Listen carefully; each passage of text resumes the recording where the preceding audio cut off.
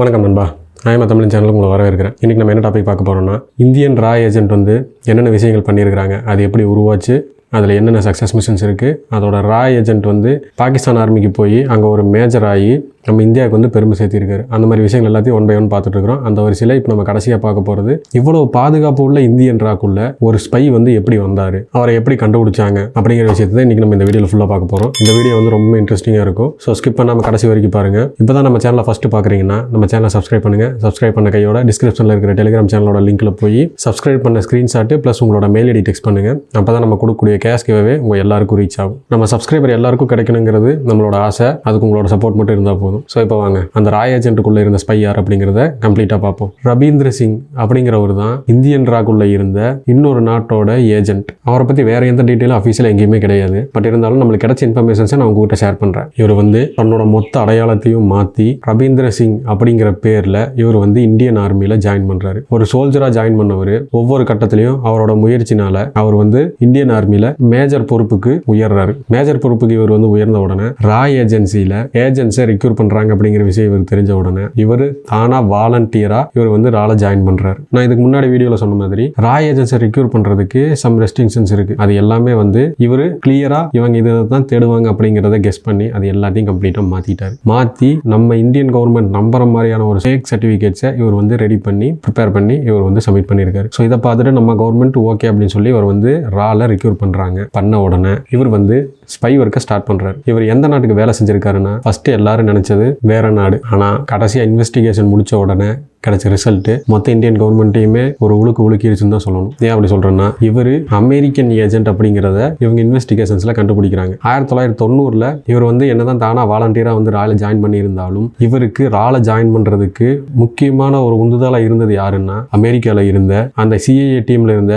ஒரு பெண் அதிகாரி அப்படிங்கிறத சொல்றாங்க. அவங்க தான் வந்து இவரை ரால ஜாயின் பண்ண வச்சிருக்காங்க. இன்னொரு நாட்டோட ஸ்பை வந்து நம்ம இந்தியன் கவர்மெண்டோட ராக்குள்ள வந்துட்டார் அப்படின்னா அவர் சும்மா இருப்பாரா? ஜாயின் பண்ணி கொஞ்ச நாள்லயே அவர் தன்னோட வேலை காட்ட ஆரம்பிச்சார். கிடைச்சிருக்கிற தகவல் படி என்ன சொல்றாங்கன்னா, அவருக்கு வந்து ரால ஒதுக்கப்பட்டது வேற ஒரு பிரிவா இருந்தாலும் அவருக்கு சம்பந்தம் இல்லாத சில ஃபைல்ஸ் இவர் ஆக்சஸ் பண்ணியிருக்காரு. அதோட காப்பீஸ் எடுத்து வச்சிருந்திருக்காரு. அதோட டீட்டெயில்ஸ் எல்லாத்தையும் இவர் வந்து கலெக்ட் பண்ணியிருக்காரு. இதை வந்து ராக்குள்ள இருக்கிறவங்க நோட் பண்றாங்க. நோட் பண்ண உடனே அவரை கண்காணிக்க ஆரம்பிக்கிறாங்க. எந்த மாதிரி கண்காணிக்கிறாங்கன்னா, அவரோட மொபைல் போன் ஸ்டாப் பண்ணப்படுது. அவர் போற இடங்கள் எல்லாமே வந்து ராவோட கண்காணிப்புல இருக்கு. அவரோட ஒவ்வொரு அசைவையும் அவங்க நோட் பண்றாங்க, ஃபாலோ பண்றாங்க. இந்த மாதிரி ஃபாலோ பண்ணிட்டு இருக்கும்போது ரா ஏஜென்சிக்கு வந்து இவர் மேல சந்தேகம் வந்துருச்சு. இவரை வந்து ஃபாலோ பண்றாங்க, இவர் மொபைல்ஸ் எல்லாத்தையும் வந்து டேப் பண்றாங்க, ஃபோன் கால்ஸ் எல்லாத்தையும் அப்படிங்கிறது இவர் தெரிஞ்ச உடனே இவர் இதுக்கு மேல இங்க இருந்தா ரிஸ்க் அப்படின்னு சொல்லி இவர் அமெரிக்கன் ஏஜென்சியான சிஐஏக்கு வந்து இன்ஃபார்ம் பண்ணிட்டு இவர் நேபாள் வழியா அமெரிக்காவுக்கு தப்பிச்சு போறாரு. எப்போன்னா 2004 வருஷம் மே மாசம் 1990 இவர் ரிக்ரூட் பண்றாங்க.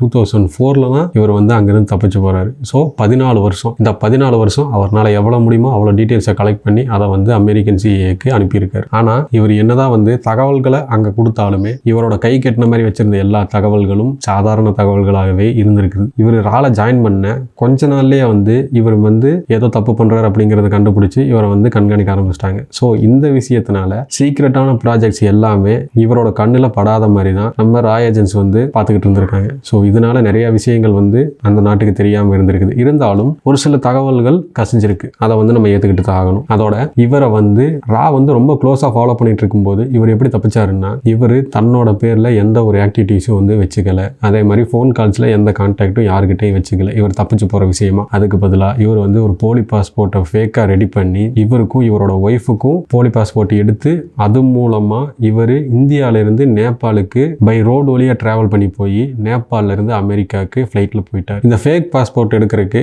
ஹெல்ப்ஃபுல்லா இருந்தது யாருன்னா, அவரும் ஒரு CAA agent, American CAA agent தான். இந்த விஷயங்கள் எல்லாமே வந்து ஒவ்வொரு இன்வெஸ்டிகேஷன்ஸ்லயும் ஒவ்வொரு ஸ்டெப்லையும் நம்ம கவர்மெண்ட் வந்து கண்டுபிடிக்கிறாங்க. ஃபர்ஸ்ட் சொன்ன மாதிரி இவரை வந்து பங்களாதேஷோட ஏஜென்ட் அப்படிங்கிற அந்த கொண்டாட்டத்துல தான் நம்ம கவர்மெண்ட் வந்து இவரை வந்து ஃபாலோ பண்ணியிருக்காங்க. பட் இவர் வந்து நேபாளில் இருந்து அமெரிக்காவுக்கு தப்பிச்சு போனதை கண்டுபிடிச்சதுக்கு அப்புறமா மட்டுமே இவரை வந்து அமெரிக்கன் சிஏஏ CIA ஏஜென்ட் அப்படிங்கிற விஷயங்களை இவங்க வந்து இன்வெஸ்டிகேஷனில் கண்டுபிடிக்கிறாங்க. இது சம்மந்தமாக 2007 ஒரு கேஸும் ஃபைல் பண்ணுறாங்க ராய் ஏஜென்சி. அந்த கேஸில் நடந்துட்டு இருக்கும்போது அதில் என்ன சொல்கிறாங்கன்னா, இந்த மாதிரி ஆள் மாறாட்டம் பண்ணி இவர் வந்து ராலை ஜாயின் பண்ணியிருக்காரு அப்படிங்கிற விஷயத்தை வந்து நம்ம கவர்மெண்ட் என்னதை எக்ஸ்பிளைன் பண்ணாலும் அதுக்கு எந்த டாக்குமெண்ட்டான ப்ரூஃப் கிடையாது. என்ன காரணம்னா அவரோட உண்மையான பேர் யாருக்குமே தெரியாது. அதே மாதிரி அவர் வந்து ராய் ஏஜென்சிக்குள்ளே ஜாயின் பண்ணும்போது கொடுத்த பேர் ஒன்று, அவர் ஃபேக் பாஸ்போர்ட் ரெடி பண்ணி போனாருன்னு சொன்ன இல்லையா, அதில் இருந்த பேர் வேறு. அது மட்டும் இல்லாமல் இவரோட ஒரிஜினல் பேர் அதுவும் வேறு. ஸோ இப்படி இருக்கிற ஒரு சூழ்நிலையில் இவர் தான் அவர் அப்படிங்கிறத வந்து நம்ம கவர்மெண்ட் ராய் ஏஜென்சினால ப்ரூவ் பண்ண முடியல கோர்ட்டில். ஆனால் என்ன இருந்தாலும் நம்ம ராய் ஏஜென்சி வந்து அவர் மேலே வச்ச கண்ணை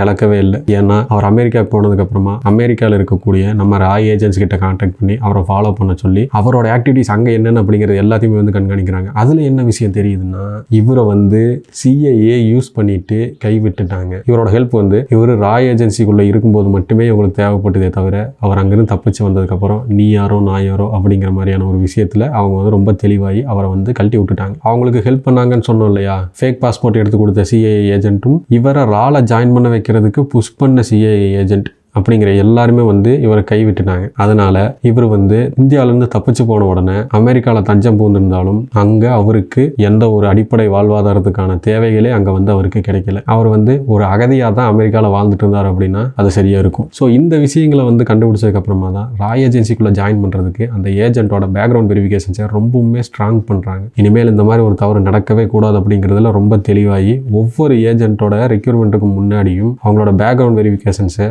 ரொம்பவுமே கேர்ஃபுல்லாக ரொம்ப நுணுக்கமாக ஃபாலோ பண்ணி அந்த டீட்டெயில்ஸ் டாக்குமெண்ட்ஸ் எல்லாத்தையுமே வந்து ப்ராப்பராக வந்து அவங்க வந்து கலெக்ட் பண்ணி அதில் இருக்கிற உண்மை என்ன பொய்யன் அப்படிங்கிறது எல்லாத்தையும் பிரித்து பார்த்துட்டு தான் அந்த ஏஜென்ட்ஸை வந்து ரிக்யூரே பண்ணுறாங்க. இது வந்து ஒரு கசப்பான அனுபவமாக இருந்தாலும் இது இனிமேல் வரக்கூடியவங்களுக்கு ஒரு கடிவாளமாக இருக்குது அப்படிங்கிறது ஒரு நிதர்சனமான உண்மை. ஸோ இப்படி தான் வந்து ஒரு அமெரிக்கன் ஏஜென்ட் வந்து நம்ம இந்தியன் ராக்குள்ளே ஜாயின் பண்ணி நியர்லி 16 இயர்ஸ் 16 வருஷம் அவர் வந்து நம்ம கவர்மெண்ட்டோட டீட்டெயில்ஸ் எல்லாத்தையுமே நம்ம போடக்கூடிய பிளான்ல இருந்து நம்மளோட ப்ராஜெக்ட்ஸ் எல்லா விஷயங்களையும் அமெரிக்காவுக்கு இவர் வந்து கொடுத்துட்டு இருந்திருக்காரு. இந்த விஷயங்கள் எல்லாமே வந்து ஒரு முன்னாள் ரா அதிகாரி எழுதின மிஷன் ரா அப்படிங்கிற புக்லேயே வந்து இந்த அளவுக்கு டீட்டெயில் தான் இருக்கு. ஸோ இதை பற்றி நீங்கள் என்ன நினைக்கிறீங்க அப்படிங்கிறத கமெண்ட் செக்ஷனில் சொல்லுங்கள். இதோட இந்த ரா சீரிஸ் வந்து கம்ப்ளீட் ஆகுது. இதுக்கப்புறம் இந்த மாதிரி இன்ட்ரெஸ்டிங்கான விஷயங்கள் இன்னும் நிறைய நம்ம வந்து பார்க்க போகிறோம் ஃபியூச்சரில். So stay connected. தொடர்ந்து நம்ம சேனலை ஃபாலோ பண்ணுங்கள். உங்களோட சப்போர்ட் எங்களுக்கு கொடுங்க. அதே மாதிரி நீங்கள் நம்ம சேனலை சப்ஸ்கிரைப் பண்ண ஸ்க்ரீன்ஷாட்டு ப்ளஸ் உங்களோட மெயில் ஐடியை டிஸ்கிரிப்ஷனில் இருக்கிற டெலிகிராம் சேனலில் நீங்கள் போஸ்ட் பண்ணால் தான் நம்ம கொடுக்கக்கூடிய கேஷ் கிவ்அவே உங்கள் எல்லாருக்கும் வந்து ரீச் ஆகும். ஸோ அதை மறக்காமல் பண்ணுங்கள். இதே மாதிரி ஒரு இன்ட்ரெஸ்டிங்கான டாப்பிக்கோட